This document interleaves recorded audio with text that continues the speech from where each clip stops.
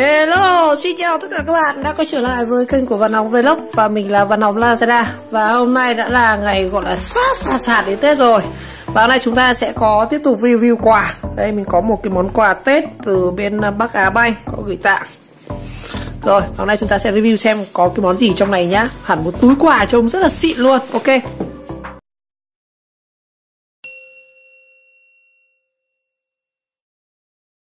Rồi Bắc Á Banh thì là một ngân hàng, mình cũng biết là nói chung là rất nhiều ngân hàng đối tác quan hệ các kiểu. Rồi đây có gửi tặng một cái túi quà như này rất là đẹp các bạn. Nhìn ngoài nhìn rất là giống như cái túi mỹ phẩm cho chị em ấy anh em ạ, nhưng mà chắc là mình nghĩ cũng rất ít là khả năng ngân hàng tặng mỹ phẩm anh ạ. Đó đây cái túi nhìn cũng chất phết đây, màu đen này, có cả website của Bắc Á Banh nhưng không phải là Barca đâu. Ok, bên trong thì chúng ta sẽ có một hộp quà. Rồi khá là nặng anh ạ, chắc phải 1 cân ý. Số nặng phải. Logo hai mặt cũng vẻ là giống nhau anh em ạ, không khác nhau là mấy. Để Bắc Á Banh và có hình hoa hồi hoa gì đây này. Cái túi của nó cũng khá là đẹp, mình rất thích cái túi dây nó làm kiểu mạ vàng ấy. Nhìn như kiểu dây bằng vàng nhưng mà thực ra nó là dây vải anh em nhá. Đó, cái dây nhìn rất là chất luôn ấy, không phải là cái dây màu trắng giống kiểu Bắc đèn đâu, mà dây màu vàng này, cầm rất là xịn luôn, khiến cho mọi người nhận cũng cảm thấy rất là sang trọng.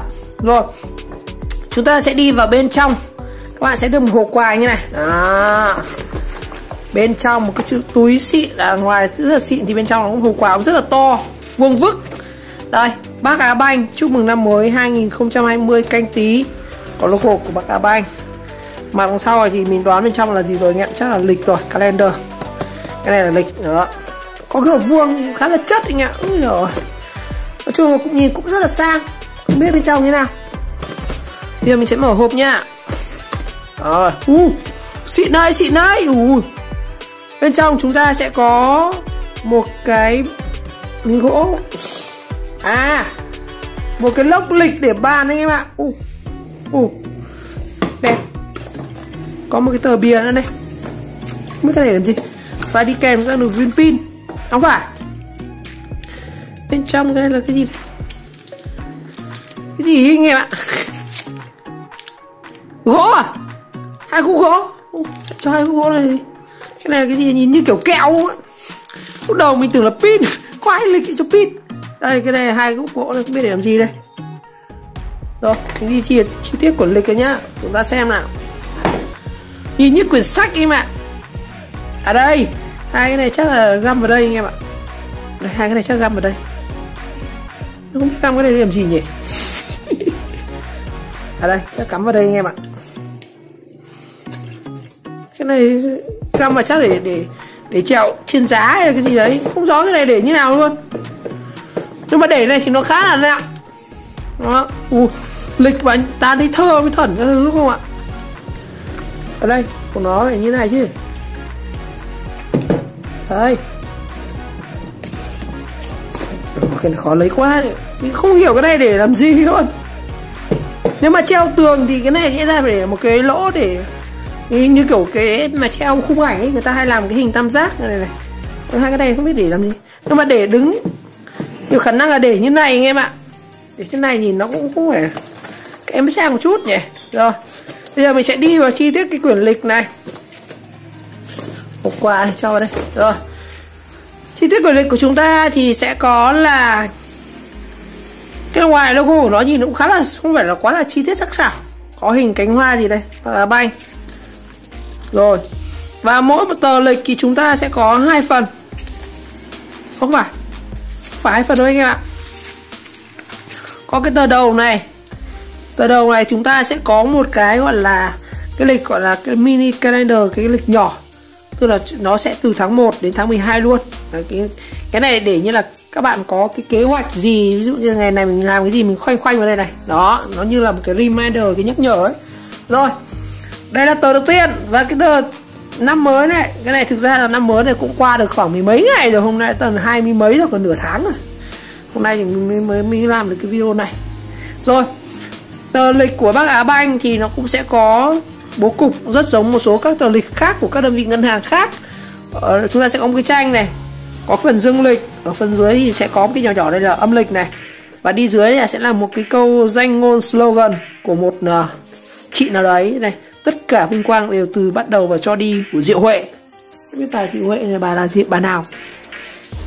Và một cái điều hết sức đặc biệt đối với mỗi tờ lịch của bác Á Banh này, đó là mặt đằng sau chúng ta sẽ có thêm một bài thơ nữa. Đây này, hoa mẫu đơn, hoa rụng cánh đàn mới tỏa thơm, tên hay người gọi Bách Hoa Vương, khoa rằng vẻ đẹp không đâu sánh, đệ nhất nhân gian một thứ hương. Nghe cũng chất đấy. Rồi cái tờ thứ hai này thì nó vẫn là hoa anh ạ. Đó, vẫn là hoa. Và đằng sau thì không phải là thơ nữa mà là một câu chuyện cổ tích, sự tích cây lúa. Cái này rất là phù hợp với ông nào yêu thích văn thơ, đọc sách. Chúng ta vừa có thể dùng để lịch, và thứ hai là chúng ta cũng có thể dùng để đọc. Mỗi ngày chúng ta đọc một bài thơ hay, một cái câu danh ngôn hay để làm phong phú thêm đời sống văn học của các bạn. Giờ thứ ba vẫn thấy bà Diệu Hương này, Diệu Huệ này. Cái này thì là Lão Tử, đây là tên một doanh nhân. Thì xem tờ thứ ba nhá. Cái này thì nó là tập tiếp theo của cái tập sự tích cây lúa anh ạ. Ôi ôi. Ở đây. Như vậy hết tập 4 tờ mới hết được cái sự tích cây lúa anh em ạ. Ôi rồi. Cái lịch này thì không phải lịch xé nha anh em. Cái lịch này chúng ta sẽ chơi kiểu như là ngày nào chúng ta dở ngày đấy. Đó. Nó như kiểu lịch để bàn ấy. Cái này lịch để bàn như này này. Nhưng mà mình nghĩ là để như này có vẻ là không ổn lắm. Hay là mình lắp sai nhỉ? Chưa hiểu cái này để như nào luôn. Nhưng mà cái khung gỗ của nó nhìn rất là xịn anh ạ. Mặc dù là gỗ dám thôi nhưng mà nhìn cũng rất là đẹp. Nhìn trông như hộp bánh ấy. Rất là sang. Đó. Chúng ta xem tiếp nào. Ui rồi. Tờ thứ 7 này. Đây. Tờ thứ 6 này. Lời Phật dạy này. Như vậy không hẳn chỉ có là thơ, là chuyện, cổ tích đâu, mà có cả kinh Phật. Bài nhạc chung đây, bài hát hay bài thơ gì đây. Đó. Đây, cái này là cái gì đây? Huyền thoại Sâm Ngọc Linh. Cái này như vậy không hẳn là chỉ có chuyện hay là ấy, mà nó có cả những cái gọi là kiến thức về khoa học anh em ạ. Đấy, như vậy không hẳn chỉ là có thơ đâu, nó còn cả những cái câu chuyện rất là hay luôn này. Ui trời ơi, nó như kiểu một quyển sách anh em ạ. Cái này người ta làm như kiểu một quyển sách luôn ấy. Đó. Đây, nó có rất nhiều cái quyển, nhìn cũng đây là một cái, mình nghĩ là một cái trình bày lịch khá là độc đáo, cũng rất là lạ. Có vẻ như lịch mỗi năm họ sẽ làm một cái style, nghĩ ra một cái gọi là creator, một cái gọi là ý tưởng mới luôn anh em. Đây một bài thơ nữa này, một bài thơ. Mỗi cái tờ lịch nó như một cái trang sách anh ạ. Đó. Đây là kết hợp cả lịch sách luôn, cũng khá là ấn tượng. Và có thể thấy rằng với cái họa tiết chính của lịch Bắc Á Banh đó chính là thực vật anh em ạ. Mình thấy tàn hoa lá các thứ này, hoa này, quả cà chua, táo các thứ này, khá là hay. Hoa này đó. Đây, đến tận tháng 2 mới có đàn bò các thứ này. Ồ. Rồi bây giờ chúng ta sẽ xem nhanh qua một chút nhá.